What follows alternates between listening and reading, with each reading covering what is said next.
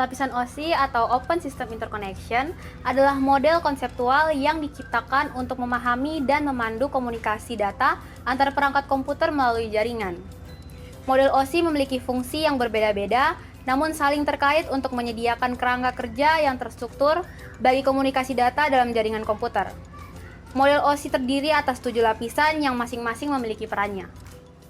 Lapisan ketujuh adalah application layer, proses di mana pengguna berinteraksi dengan layanan dan protokol dalam aplikasi WhatsApp yang memungkinkan pengiriman data komunikasi, misalnya pengiriman file, pesan, foto, video, dan lain-lain. Lapisan yang keenam ialah presentation layer, di mana pada bagian ini proses dalam dua sistem bertukar informasi dalam bentuk tipe data string dan karakter angka, serta terjadinya enskripsi dan konversi dengan mengurangi jumlah bit yang akan dikirim. Hal ini terjadi jika file yang dikirim dalam bentuk gambar maupun video. Layer yang kelima ialah session layer. Pada sesi ini, durasi waktu yang diperlukan untuk berkomunikasi atau bisa disebut sesi komunikasi antar perangkat. Lapisan ini mengatur pembukaan, pemeliharaan, dan penutupan sesi komunikasi antar dua atau lebih perangkat. Saat pengguna mulai mengirimkan sebuah pesan ke user, nantinya antar perangkat pengirim dan penerima akan membuka sesi komunikasi melalui server aplikasi tersebut. Server ini akan terus terbuka hingga pengguna selesai menggunakan aplikasi pengiriman pesan. Yang keempat, transport layer. Dalam lapisan ini, memiliki tanggung jawab sebagai transportasi data dan mengendalikan alur komunikasi antar dua perangkat. Transport layer memastikan data tersebut tersampaikan dengan baik. Setelah sesi dibuka, pesan tersebut pastinya akan dikirim. Agar pesan dapat dikirim dengan sempurna, pesan akan dikirim menjadi bagian-bagian kelompok kecil atau segmen. Setiap bagian kelompok atau segmen akan diberi nomor urut sesuai dengan urutan data yang akan diberikan atau dikirimkan. Nantinya akan dikirimkan menggunakan protokol TCP, dan jika sudah sampai segmen-segmen tersebut akan disusun sesuai dengan urutannya. Yang ketiga, network layer.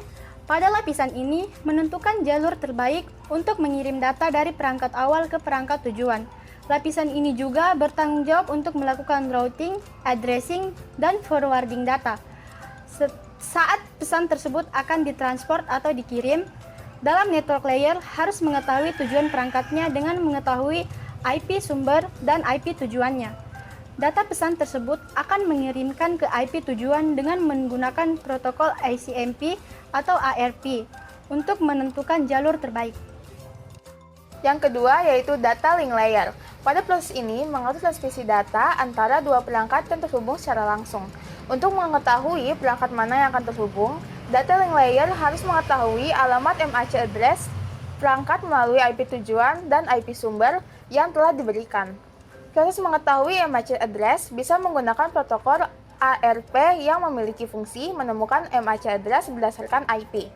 Saat berkirim pesan, pesan IP tujuan dan IP sumber akan diketahui alamat MAC perangkat, sehingga dengan mudah mengirimkannya nanti. Selanjutnya yaitu layer yang pertama, yaitu physical layer.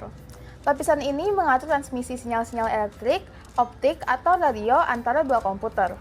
Lapisan ini juga menentukan karakteristik fisik dari media transmisi seperti kabel, konektor, frekuensi, dan sebagainya. Pesan tersebut akan dikirimkan nantinya akan dikonversi menjadi sinyal-sinyal elektrik, optik, radio yang sesuai dengan media transmisi yang digunakan, yaitu seperti kabel, WiFi, gelombang radio, dan lainnya.